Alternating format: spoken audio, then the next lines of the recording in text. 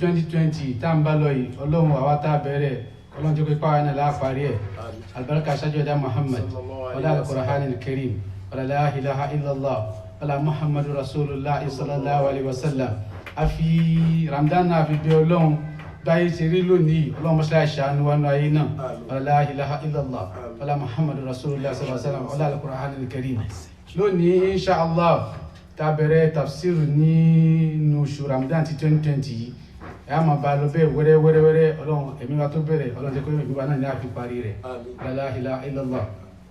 a'udhu billahi minash shaitanir rajim bismillahir rahmanir rahim. a'udhu billahi minash shaitanir rajim. بسم الله الرحمن الرحيم وبه نستعين عونك يا معين. الله سبحانه وتعالى محمد صلى الله عليه وسلم. آية إلى ما بقوا رمضان يا أيها الذين آمنوا كتب عليكم الصيام كما كتب على الذين من قبلكم لعلكم تتقون. يا أيها الذين آمنوا. Ọlọ́run ló ń pe gbogbo mùmínì ọdọọdún náà máa ń gbọ́ àyà yìí ó ní kutiba alaykumus siyam òun ṣe ní dandan lé wa lórí. It has been prescribed upon us that we must fast. Ọlọ́run ti ṣe ní dandan pé a gbọ́dọ̀ gbààwẹ̀ kama kutiba alal lazina min qablikum àwọn tó ṣáájú wa nínú àwọn ìjọ tó ṣáájú ìjọ Ànábì Muhammad Ọlọ́run níbẹ̀ náà láti ṣe ní ọ̀ranyàn lé wọn lórí.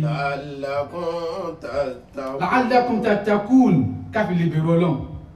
Ó wí pé the end result Ramadan àwẹ̀nù Ramadan òun ni káfí lè lékún ní bẹ̀rù Ọlọ́run kí a fi lè ní piety káfí jẹ́ a pious Muslim. Lẹ́kùn kan ní Ramadan jẹ́ inú àwọn lẹ́kùn. We start this tafsir with a story. نبدأ من الحكاية الميمونة. A very beautiful story and lovely one. Wọ́n ní kódà ìtàn náà ní táìtù qissatun a'jabatni. Ìtàn tó yà mí lẹ́nu. Amen. After 1 year or 2 years, lẹ́yìn ọdún kàbí méjì, Haja Su'aib, hajj Su'aib. Su'aib lọ hajj.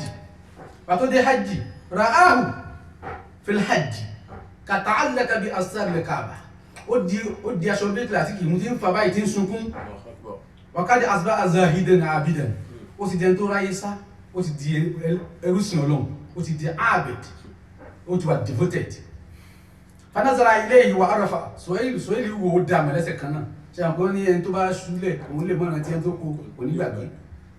Ó ní Su'aib wá lọ bí bá pé ya rajul أما علمت من ترك بينه وبين الله بابا وبين الله بابا ṣé mẹ́ni kan tó yẹ pé gbogbo lẹ̀kùn yóò kú tí ó wá fi lẹ̀kùn kan lẹ̀ láàrin àtọ́lọ́run rẹ̀ tí ó ti ọkùnrin náà kàn rí sí yìí ẹni tó ń dá lára lóò ní ni subhanallah kazalika yaf'alu Allah bọ́lá ṣe máa ń ṣe nìyẹn iyyaka an taghliqa jami'a al-abwab baynaka wa bayna Allah ó dọwọ́ wọn náà gbogbo lẹ̀kùn yóò kú lè tì ó rí náfìlà yẹn lóru ó dájú èyí ṣe sàárà èyí ṣàánú èyí dáríjìyàn ó láàánú lójú tí gbogbo lẹ̀kùn yóò bá tì láàrin ìwà àtọlọ́hun opportunity Ramadan ti dé ìsá wajada al-insanu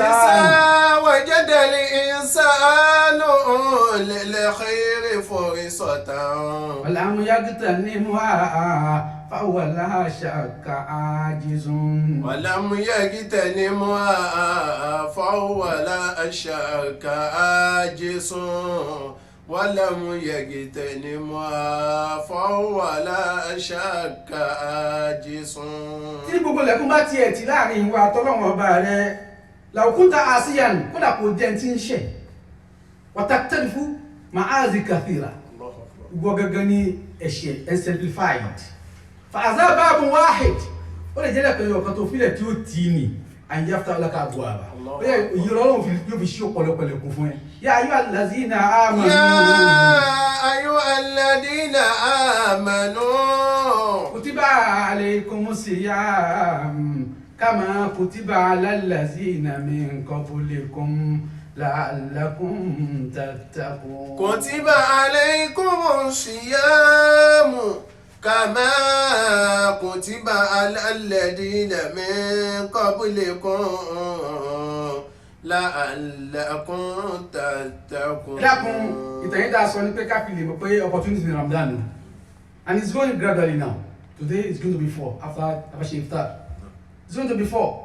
Ẹlòmíì kò tí ì rí in tí ó jẹ kó ṣe ní Ramadan, kò tí ì rí kankan ṣe mẹ́. Ká jẹun, ká má jẹun látàárọ̀, ká má mu látàárọ̀, ká má sọ ká kọkùnrin má sun mọ́bìnrin, kóbìnrin náà má sun mọ́kùnrin. Yíò tó jẹ́ Ramadan nìkan ẹlòmíì kan gbà. Yíò náà a máa ṣe ń gbà míì láyé gan lónìí, ebi dé bébí ni. Oúnjẹ mélòó làwọn èèyàn rí jẹ tẹ́lẹ̀ mọ́. Yíò lẹ́fì mọ̀ pé yẹn gan kọ́ ni Ramadan ò pín síbẹ̀. Kò pín síbẹ̀, a gbọ́dọ̀, ó ní àwọn àfáà Imam Ghazali, ó ní Ramadan, ó lóun divide sí mẹ́ta. Ó ní the one for the populace, the general Ramadan, general fasting. Ó ní yẹn ní àwọn pé a ní jẹ, a ní mu, a ní súnmọ́ ara wa, no sexual intercourse, no food, no drink. Ó ní àwọn alákọ̀ọ́kọ́ nìyẹn, and that is everybody nígbà yẹn, ẹni tó bá ti lálàáfíà kò ní ṣẹ̀ṣẹ̀ wà náà wẹ̀ gbogbo láti mọ̀ yẹn. Ó ní ẹlẹ́ẹ̀kejì, ó ní the fast of the highlight, sọ́mùlà has, àwẹ̀ àwọn ẹni ẹ̀ṣà. Wọ́n ní àwẹ̀ òwe làwọn ẹni ẹ̀ṣà. Ó láwọn ní òṣè alákọ̀ọ́kọ́, wọn ò ní jẹ, wọn ò ní mu, wọn ò sì ní mọ́sára, wọn ò ní súnmọ́bìnrin, wọn ò ní súnmọ́kùnrin, alákọ̀ọ́kọ́ yẹn. Wọ́n wá fi kan kún tiwọn, kí náà fi kún tiwọn? Wọ́n fi kún wọn ní inú ní bí ni, wọn ò ní kéta, wọn ò ní ṣòfófó, wọn ò ní jẹyàn lẹ́sẹ̀, wọn ò ní máa ṣe, wọn ò ní máa gànyàn. Àwọn àìsàn ọkàn wọ́n tún gbọ́ ẹ̀kọ́ bí yẹn náà pé Ramadan dé agbọ́dọ̀ jìnà sílé náà, bá ṣe jìnà sí omi, bá ṣe jìnà sí oúnjẹ, bá ṣe jìnà sí pé àsúnmọ́ra wa ní ẹ̀ta sì lẹ́tọ̀ọ́ rẹ̀ fúnra wa, a kò wá fi kí ètò wá fi yẹn náà lẹ́kọ́ tó fi lẹ̀ Ramadan náà tún àwẹ̀ nìyẹn náà, the second grade. The third grade tí Imam Ghazali sọ fún wa, ó ní highlight of the highlight. Àwẹ̀ àwọn tó jẹ́ ẹ̀ṣà nínú ẹ̀ṣà, wọ́n gbàtà lákọ̀ọ́kọ́ táwọn wọ́n jẹ, wọ́n mu, wọ́n súnmọ́ra. Wọ́n gbàtà lẹ́ẹ̀kejì, wọ́n ṣe kéta, wọ́n ṣe nínú ibi ni, wọ́n jẹ́ yẹn lẹ́sẹ̀, wọ́n ṣe kéta, wọ́n dà nǹkan rú, wọ́n ba ìtàn jẹ́, wọ́n jẹ́ tí ó mọ bínú. Wọ́n gbà yẹn náà, wọ́n tún wá súnmù amẹ́sì wallah, yasumun an kulli shay'in ilallah. Gbogbo nǹkan náà wà yẹn lódì, àfọlọ́hùn nìkan. Kódà àdébí pín àwọn yẹn ra wọn náà lódì, amẹ́sì wallah, àfọlọ́hùn nìkan. Ó mi gbé irú àwẹ̀ tí wọ́n yẹn nínú nǹkan tó fi ń gbà tó fi yàtọ̀ tó fi jẹ́ pé àwọn ní elite ní àwọn elite ní pé ìjọ tó tó ṣínú ìjọ tó bá pàdé Ọlọ́run wọn ni. Ya ayyuhal ladhina amanu. Ya ayyuhal ladhina amanu kutiba alaykumus siyamu. Àwọn Ramadan yìí ó ní àwọn oríṣiríṣi ẹ̀kọ́. Ramadan ní ó láwọn oríṣiríṣi àǹfààní rather benefits of the fasting during the month of Ramadan. Ó láwọn oríṣiríṣi ẹ̀kọ́ alákọ̀ọ́kọ́ grade ni wọ́n, ó ní health benefits. When you eat less, you become healthier. When you space intermittent fasting, tó yẹ pé ó ti regular pé okay by this time kò ní jẹ nǹkan mọ́, by this time yóò tó jẹ nǹkan, within the next 12 hours kò ní jẹ nǹkan. Gbogbo organs inú àwọn náà ò ní sinmi, ó pọ̀ bẹ̀rẹ̀ pẹ̀tẹ́ ó ní social benefit. Allahu Akbar, àkọlọ́ ṣàánú ayé yẹn láàfin bẹ́ẹ̀ rí ṣe lọ́dún yìí. A lọ lè kíra wa, a lọ lè ṣí lọ́dọ̀ ara wa, a mọ̀ dìmọ́ra wa, a mọ̀ lọ gbọ́ wá sí. A jókòó tira wa tó pé bóyá ìwọ ẹ̀jẹ̀jẹ̀ jókòó tẹ́lẹ̀ bóyá kò tiẹ̀ gbára tira yín tẹ́lẹ̀. But Ramadan ẹ fọ gbogbo ẹ̀. Social benefits, ó ní moral benefits. Social benefit and moral benefit yẹn ó jọra wọn nínú pé nínú Ramadan ẹ wà rí pé gbogbo ara ó wà balẹ̀. Ànábì Muhammad sallallahu alaihi wasallam inú moral benefit tánà fi kọ́ ni pé tí o bá ń gbààwẹ̀ lọ́wọ́ tẹ́nìkan bá bú ẹ sọ fún inni sahimun, I'm fasting, I won't reply you. It makes you to have that tendency of forgiveness, that capacity to forgive. Yóò increase pé ó lẹ́mí ìdáríjì nínú Ramadan. Social and moral. Ó tún wá ní financial benefit. Ọ̀pọ̀lọpọ̀ èèyàn plan nípa life rẹ̀. But tí Ramadan bá ti dé, ó ní òtún pé nǹkan báyìí ni máa ṣe nǹkan báyìí, máa ṣe nǹkan báyìí, máa ṣe nǹkan báyìí. Financial benefit yóò sọ yẹn kì í ṣe fún tara ẹnìkan o. Yóò tún wá wo tẹlómi mọ́ tirẹ̀ pé lágbájá ò lè ráwé gbà tábà fún nìkan o. Àfi yóò ti ṣírò yìí náà mọ budget tiẹ̀. You see people in Ramadan, time yẹn nu financial benefit Ramadan àti economic benefit Ramadan, ẹ rí pé time yẹn làwọn ẹnìkan wà tó yẹ pé àwọn èèyàn gangan fúnra wọn business wọn ní ṣe wà boom. Ẹ̀sán mú sí àwọn tí ń tèso, wọ́n tèso púpọ̀ ní Ramadan. ẹwà mú kí tó ṣù yí kó wà rẹpẹtẹ. Ya ayyuhalladhina amanu. Nítorí tó bá kú tọdún yìí ní financial benefit yẹn ni pé ya ayyuhallazina amanu kutiba alaykumus siyam kama kutiba alal lazina min qablikum la'allakum tattaqun. Ya ayyuhalladhina amanu kutiba alaykumus siyam كما كتب على الذين من قبلكم لعلكم تتقون. Allah sọ́mọ́ Ànábì Muhammad sallallahu alaihi wasallam. Ní ètò tó kún ti financial benefit tátún deduct based on the time of today. O ní pé inú àwọn tí economy wọn tún wá boom, àwọn tó ń ta data. Everybody wà forced láti stay nínú ilé. Because as I communicate pẹ̀lú ara wa. Business wọn ó tún lọ sókè. Allahu Akbar. Inú àwọn tí yẹ pé tí wọ́n náà àmọ́ boom every Ramadan, àwọn tó ń ṣe agriculture, tọdún yìí tún wá yàtọ̀. Tọdún yìí tún yàtọ̀.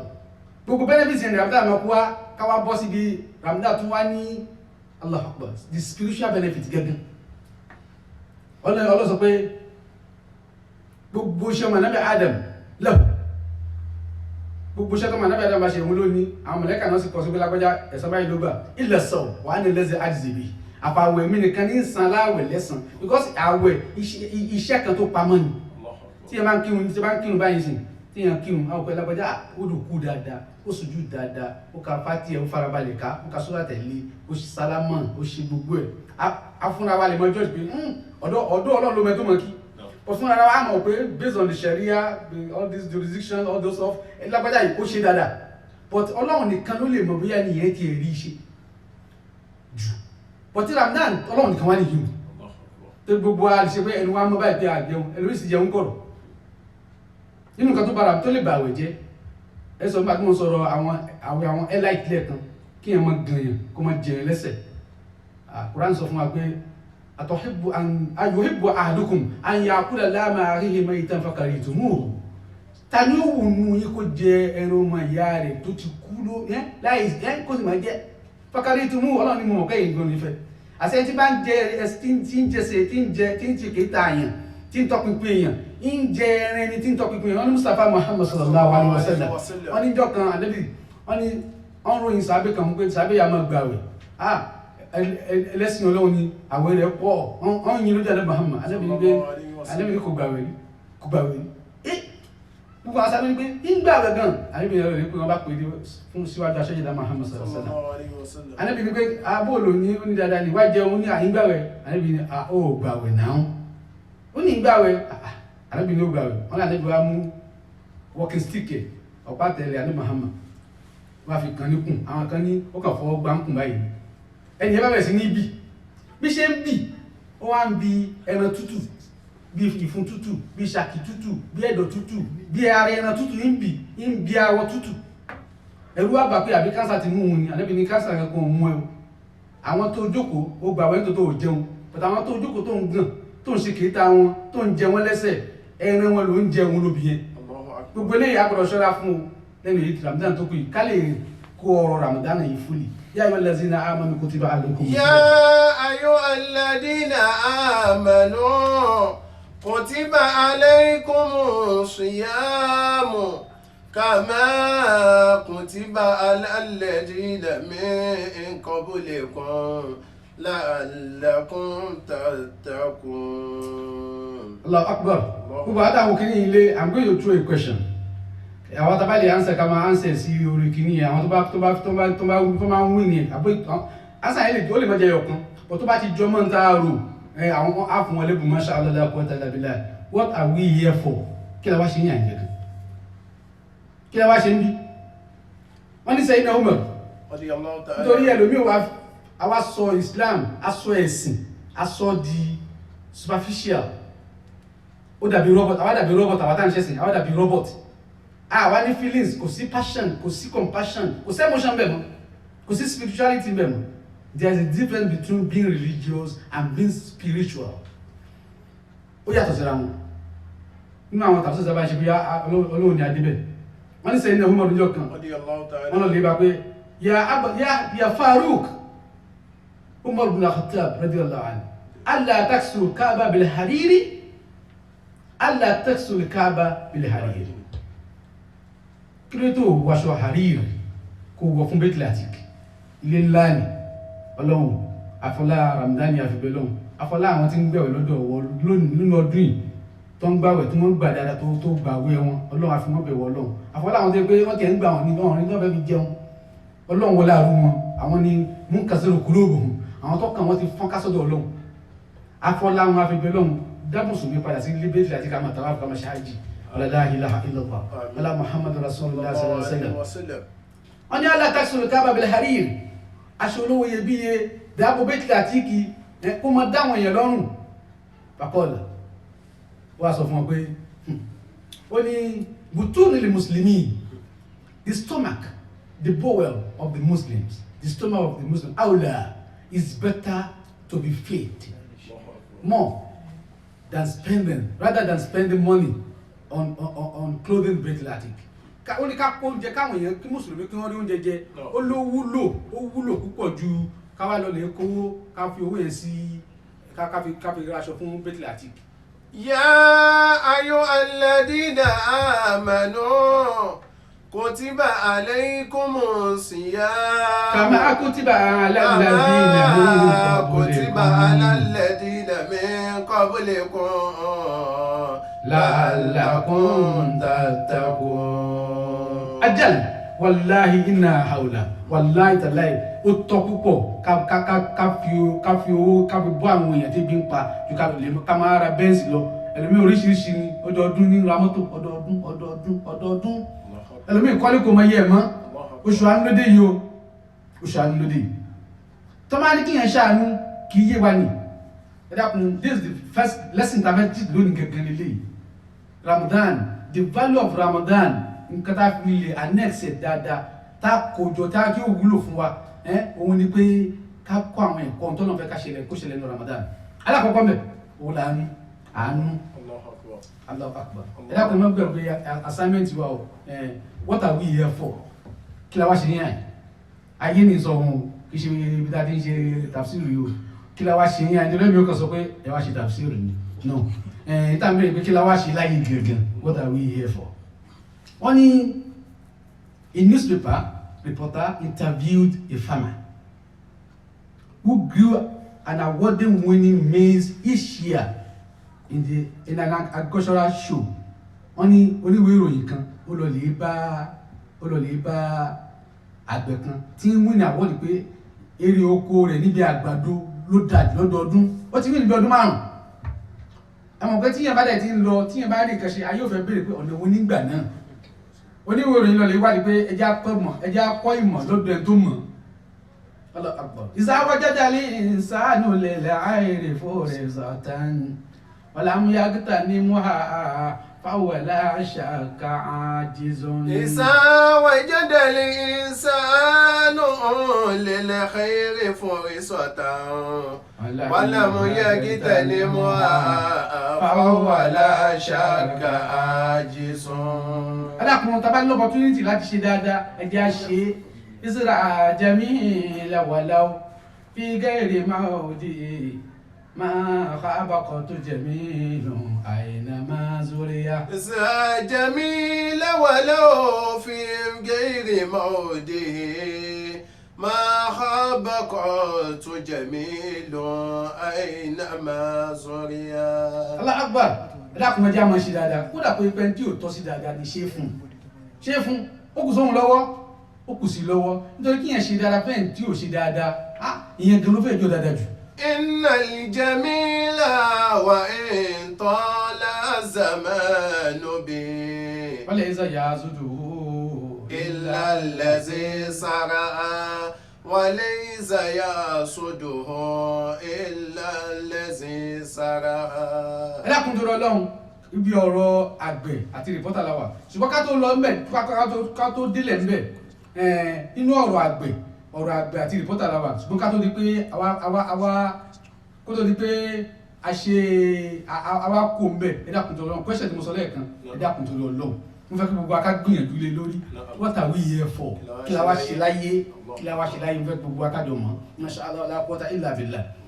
ẹlẹ́kùn wọ́n ní ẹnìkan fẹ́ ṣe sàárà ó dà ní ẹ̀kún fẹ́ ṣe sàárà ẹ̀wọ̀n pé àwọn àdúgbò mi ò dájáre àtàwọn ní máa ṣe dáadáa fún kẹ́kọ̀ọ́ ní ìtàn yìí ó lóun fẹ́ ṣe sàárà wọ́n ló ní 3 dirham ìkíyàn ní 3,000 naira ní fi ṣe sàárà ní fẹ́ni tó tọ́sí la ilaha illallah Muhammad Rasulullah sallallahu alaihi wasallam. Ó wá mú o jáde pàtó kọ́ pàdé ó fóbìnrin kan ó kọjọ́ ọ̀dọ̀ obìnrin yẹn wọ́n bá sọ fún pé obìnrin tó fún lówó tó ṣe sàárà fún ni aṣẹ́wó ni wọ́n láṣẹ́wó ni.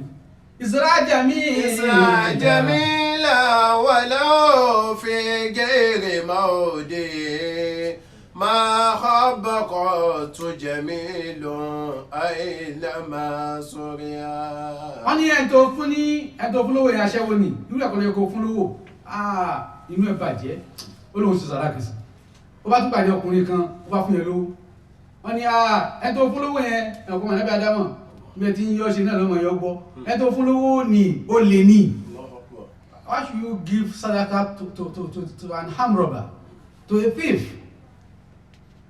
Kò tọ́ sẹ́ńtà fún lówó ó ní sàárà wọn ò tí gbà náà ni o ó bá tún lọ ó bá tún pàdé ọkùnrin kan ó bá tún fún yẹn lówó àgbàlagbà àtó fún yẹn lówó wọ́n ní kí ló tí o tún fún lè lówó ó mọ̀ pé tó fún lówó yìí òun ló lówó jù ládùúgbò tó ti fún lówó yìí ó ní 3,000 tó ń dẹ̀ náà ni o sàárà àwọn kankan wá gbà ní àwọn kan láyé àdébà Muhammad ni àwọn kan láyé kan náà sábẹ́ ni wọ́n lò lè bá ní kó ipá àdébì lò lè bá àbọ̀kan náà sábẹ́ wọ́n ní pé bẹ́ẹ̀ ni sàárà rẹ̀ mẹ́tẹ̀ẹ̀ta tó ṣe náà ló gbà àníyàn tí ẹ kó ṣe sàárà rẹ̀ lọ́wọ́n ti rí ó lè ti gbà ó lára kọ̀ọ̀kan òun sọ fún ẹ obìnrin tó sọ pé ṣaṣẹ́wọ́ tán ló fún lówó yìí tó bá fún ní owó 1,000 tó fún yẹn bó ṣe aṣẹ́wó látàárọ̀ dalẹ́ ní táìmù yẹn kò lè pàdé 1,000 ó pàdù mú yóò pa 1,000 naira lónìí tó fún lówó ni kò ní ṣe aṣẹ́wó yóò sinmi at least ó ṣí lọ́wọ́ iṣẹ́ ẹbú kan lónìí bẹ́ẹ̀ náà lè tó fún lówó òun náà bẹ́ẹ̀ bákan náà ni kò ní jàre lónìí nǹkan tó yọ àwọn àti fámìlì rẹ̀ ló ti fún yìí ẹnì kẹta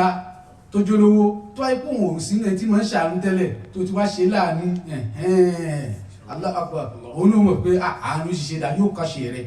Isra jamila walau fi ghairi mawdi ma khabaqatu jamilun aynama suriya.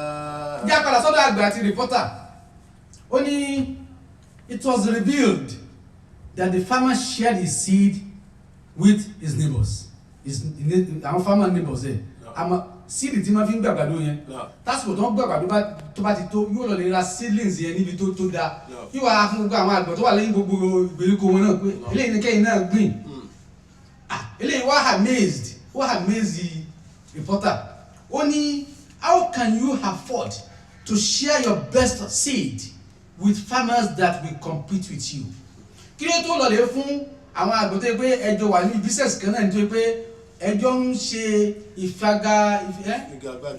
òṣèlú tàbí gbóyò bá dáadáa ẹjọ́ compete jẹ́ kí mi sọ ìbò ẹjọ́ compete bẹ́ẹ̀ ta ni ó win the prize down fún yín lọ́dọọdún sídìí tiẹ̀ tó tún wá dáa ló tún wá há fún gbogbo wọn ó ní kò yí ọ ni the farmer who are well skilled kò wá well skilled nìkan who are so human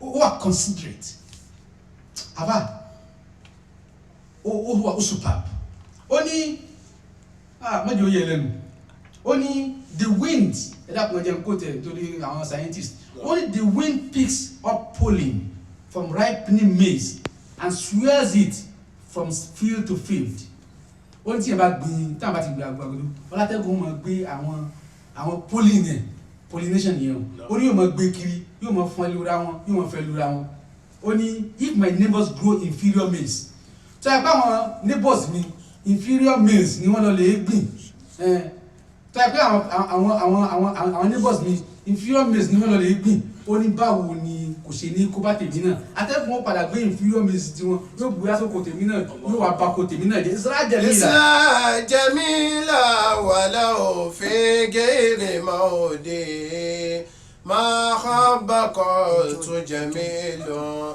aynama suriya. Allahu Akbar Allahu Akbar ó ní bẹ́ẹ̀ ni ó ní it swells ó ní yóò it swells from field to field the pollens yóò máa atẹ́gùn máa gbé káàkiri yóò máa kọlu ra wọn ó ní tí n bá tọ́jú àwọn tí tó yà pé mo wà selfish tèmi nìkan ni mo rò yín padà rí pé ìrìn kankan Allahu Akbar. because táwọn lọ lè gbé tọ́nu síìdì tí ò da yóò kó bókó tèmi náà ẹ dákun lọ́wọ́ gbogbo wa Allahu Akbar. gbà tí a bọ́ sínú 2020 yìí tá n ba lọ wẹ́rẹ́wẹ́rẹ́ tí covid tí coronavirus wá dé ẹni ká sọ ní ọlọ́mọdé òde nàìjíríà mo ní kò tó mo ládùúgbò àwọn oníṣẹ́ àdúrà dáadáa àdúrà dáadáa ni pé kọ́lọ́mbà ká kú láyé tó bá wà ní ibì kan kódà kí bẹ́ẹ̀ jẹ́ pé ìbẹ̀rù jìnnà sí nàìjíríà ju gbogbo ayé òní sinmi náà torí ó lè padà dọ́dọ̀ wa ní atẹ́gùn yóò ó dàbí pollination yóò swell around ó dàbí pollination náà níṣẹ̀lẹ̀ báyìí he can swell káàkiri Allahu Akbar. Allahu Akbar. ó ní if my neighbor grows inferior maize only cross pollination will steadily degrade the quality of my own maize. Only cross pollination atẹ́gùn tí ń gbé kiri pé wọ́n atẹ́gùn gbé kíní wọn káàkiri yẹn ó ní yóò padà kó bá orí òkú tèmi náà ó ní if I am to grow good maize ó ti bá fẹ́ pé àgbàdo mi kó gbìn dáa kó wù dáadáa I must help my neighbors to grow a good crop.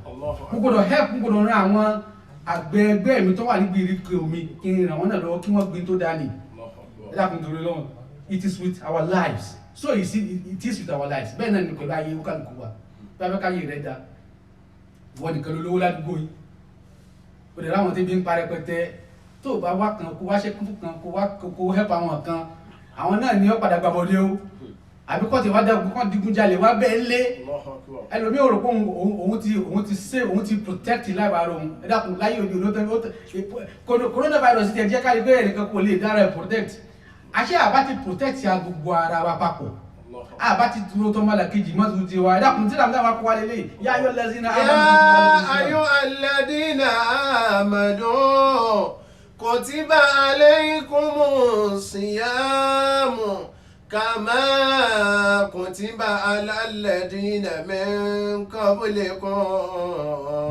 la'allakum tattaqun. The value of life is measured by the value of about how many lives it touches. The value of life is measured by how many lives it touches. Kọ́lá lágbájá ara yìí wá ó kọ́lé rẹpẹtẹ kọ́ ó kó degree yọ rẹpẹtẹ kọ́ èèyàn mélòó ni ó ní impact nínú ayé wọn positively. Ta ni ó miss rẹ tó bá lọ gan? Ìwọ gbọ́n ní miss ara rẹ nítorí òwúlò. Only those who choose to be happy must help others find happiness. Ẹ tó bá fẹ́ kí inú mu dùn ó wà wá báwọn èèyàn náà sì rí dùnú nì tó inú rẹ bá dùn tí inú àwọn tó wà lẹ́gbẹ̀ẹ́ rẹ bá dùn wọ́n padà bọ́ ọ́nú jẹ́gbẹ́ yìí ọlọ́mọ bá wà ní jẹ́ láìla tó bá wù wá mo pè kí ni mo ní power of collectivity mo ní law of life bọ́lá ṣe tó ayé nìyẹn. The fact remains none of us truly wins until we all wins. Ẹnìkan kò lè win àfi gbogbo bá win ìlú coronavirus ẹ̀kọ́ tó ń kọ́ wa nìyẹn o. None of us win àti ìlú kan bá kọ́ńkẹ́ lónìí kò gbọ́dọ̀ sùn torí kò lè dágbé aráàlú mi ò sálọ lóye aráàlú mi ti ní olùbọ̀ mi wọ́n tún kó padà wá bẹ̀. In life when you help the people around you to be good you surely become the best. tó bá rẹ̀ pa àwọn tó wà lágbègbè rẹ kó káyé wọn fi dá ìwọ ló padà dájú. wọ́n ní ànábì Luqman. alayhi salatu wa salam. wọ́n ní qala Luqman li ibnihi wa iz qala Luqman li ibnihi wa huwa ya'izuhu. وإذ قال لقمان لابنه وهو يعظه يا بني يا بني لا تشرك بالله إن الشرك لظلم عظيم إن الشرك لظلم عظيم. ẹ dákun mo sọ bẹ̀rẹ̀ ẹlòmíràn ní pé kò ṣe dáadáa sí báwọn máa ṣe dáadáa sí ó ń bá kan jẹ́ nù. Luqman sọ fún mi pé yá bunayya ó ní ọmọ mi ó ní kazaba man qala ash-sharru yudfi'u sharra ó ní ẹni tó bá sọ pé aburú láfi san aburú ẹni tó bá ṣe aburú fẹ́ ṣe aburú sí padà ó lè nìyẹn parọ́ ni. fa in kana sadiqan ó ní tó bá fẹ́ sòótọ́ falyukrim narayn ó ní ẹni kó dáná méjì bóyá kan ó pàkan fún kan summa yanzur hal tutfi'u ihdahuma ukhra ìjọ kan nú àwọn náà tó dá méjì ìjọ kan nú ó pàkan wọn kàn tó máa ràn sí lọ. Innama yudfi'u sharra al-hayy oore ni máa ń pa aburú kama yudfi'u al-ma'a an-nar gẹ́gẹ́ bí omi àti máa pa iná. Allahu Akbar. Ìtàkàwà again ẹ dákun ká lè utilize Ramadan inshallah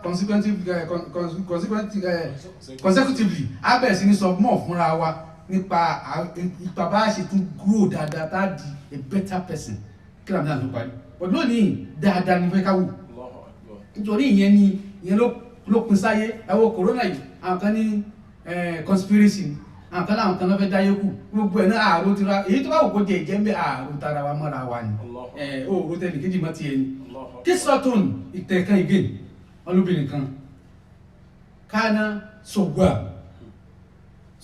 amagbàwẹ̀ púpọ̀ ó fẹ́ náà rẹ̀ púpọ̀ ó wá díjọ Thursday kan ọmọ kan bá kanlẹ̀kùn ẹ̀ ẹjọ́ màmá mi ti jẹun látàárọ̀ ẹni tó dẹ̀ nílé tó wọn fẹ́ fi jẹun òun ni cup of milk ló ní tó fẹ́ fi jẹun tí ó fi ṣínú ìyá yẹn bá ní pé ó ní ẹ fún mi torí Ọlọ́run ìyá yẹn bá fún kò ní nǹkan tó fẹ́ fi ṣínú ọmọ yìí bá lọ ìyá yẹn sábẹ̀ kó mú mi àgbáyípo nu àti ó tó bí 30 years after exactly 30 years after ìyá yìí bá sick wọn kò lọ hospital wọn náà ní láti ṣe operation fún wọn ṣe operation yẹn fún kò dàbí ìlú mi tó yẹ pé wọn ní kò mú wa ná níbẹ̀ ń life safety first ni safety first wọn kọ́kọ́ lẹ̀ mí ná wọn kọ́kọ́ lẹ̀ ẹ́ ná àmọ́ bó ṣe sanwó àmọ́ pèsè yìí later àtọ́ ṣe bẹ́ẹ̀ fún wọn ṣe operation yẹn fún ìyá yẹn successfully àtọ́ parí ẹ̀ tó ti recover tó ti recuperate wọ́n bá mú ìwà fún pé bíìlì rí wọ́n bá kọ bí 700,000 naira pé ìyá 700,000 naira ní bíìlì yín wọ́n bá bú sí pé ibo lòun ó ti lówó ìsan ibo lówó yìí ó ti wá ibo ló ti lówó ìsan ìyá bá sọ fún pé Isra Jamila wà lọ́wọ́ fi gẹ́rì mọ́ọ́dí máa bá kan tún Jamilu àìnàmà sóríyá innal jamila wa in tala zamanu bi wa laysa yasuduhu illa allazi sara wa laysa yasuduhu illa allazi sara. obìnrin yìí ní báwo ló ṣe bá lówó sẹ́yìn bá ti fi wúlẹ̀ kó òun kú jẹ́jẹ́ o 700,000 kẹ̀ ó bolo wọ́n ti fẹ́ rí san dókítà kankan wọlé wá ní ó ní kílẹ̀ ń dá màmá sí ọ̀nà ọ̀rọ̀ owó tó fẹ́ sọ bíìlì ni ó ní màmá ẹ má bínú the bill has been paid with a cup of milk 30 years back you paid the bill 30 years back with a cup of milk yáyìn ní kò yéwu cup of milk kan ló ń fi sanwó 30 years back ó lè mi lọ́mọ tí mo wá tọrọ mílíkì rẹ fún jọ́ ní ìjọ Thursday báyìí. innal jamila wa in tala zamanu bihi wa laysa yasudu illa allazi sara wa laysa yasudu illa allazi sara. Allahu Akbar. Allahu Akbar. ẹlẹ́kùn tó lọ́wọ́ dáadáa ní o ẹjẹ́ àmọ̀ṣe dáadáa jẹ́ aláàánú ara wa ló tẹ́ni kejì mọ́ tiẹ̀ má dájú tán má tiẹ̀ dájú rárá ọ̀dájú ò dáa wọ́n ní Ọlọ́run gbọ́dọ̀ dájú wa tó bá dájú wa àdánù bàbá ọ̀sẹ̀ tí ó bọ̀ wọ́n ní àfáà kan ó mọ Ọlọ́run pé púpọ̀ òun láti parí tafsir tó ní ó ní ilahi wa izzatuk ó ní Ọlọ́run mo fi títóbi rẹ búra la in talabtani bi jurmi tó bá fẹ́ bí mi pa ẹ̀ṣẹ̀ tí mo ṣẹ̀ tó bá pẹ́ ẹ̀ṣẹ̀ mi ló fi wádìí mi ló fi tọpinpin mi pé ẹ pursue ẹ ní ilẹ̀ is a sinner is a criminal la utalibannaka bi afwik ilé mi náà kùsù rẹ̀ sí kọ́ọ̀tù àánú rẹ̀ mi náà fi kùsù rẹ̀ kó láàánú jáde láàánú ẹja jọ lọ́hùn ẹja fi jọ lọ́hùn wàlá yìí asẹ́ni bi jahali tó yẹ pé àyìnbọn kan mi tó yẹ pé wàhálà nǹkan tó fi fìyà mi jẹ mí ni pé I'm ignorant la utalibannaka bi hilmik àmójúkò rẹ ìfaradà rẹ èmi náà fi pè ọ́ níjà wàlá yìí adé altani nara tó bá lọ lè jù mí sínú náà làwọn orí fàánà àhàlàhà ní sọ gbogbo àwọn tó wà nínú pé àníkùntù wàhídù pé mùsọ̀lá ilaha illallah lẹ́ẹ̀kan wà wàhíbùk bó ti wù kó kéré mọ́ fẹ́ràn Ọlọ́run gbólóhùn la ilaha illallah tó pé òun abdul kalimat gbólóhùn tó tóbi jù ọlọ́mọ gbalẹ̀ ní wàlá ilaha illallah wàlá muhammadu rasulullah kátó rándọ̀ question tá a béèrè ẹnìkan ti hansa wọ́n hansa àwọn ọmọ bóyá ó gbà ẹni yẹn cup at club from the Instagram. Only we are here to live in order to serve Allah, uphold His will, and to fulfill our destiny by determining our final destination hereafter, in the hereafter, either in hell or in paradise. And you try to but that's not the answer. Oh, try. Nítorí pé òun nìkan ló ti wá try nítorí òun nìkan ló try tó bá ṣe ń wọ báyìí kó sẹ́dá káàtì náà yóò gba 5,000 naira. Mashallah la quwwata illa billah. Note admin note yẹn kalẹ̀. The answer, let me just give us the answer now. The answer ni pé we are here.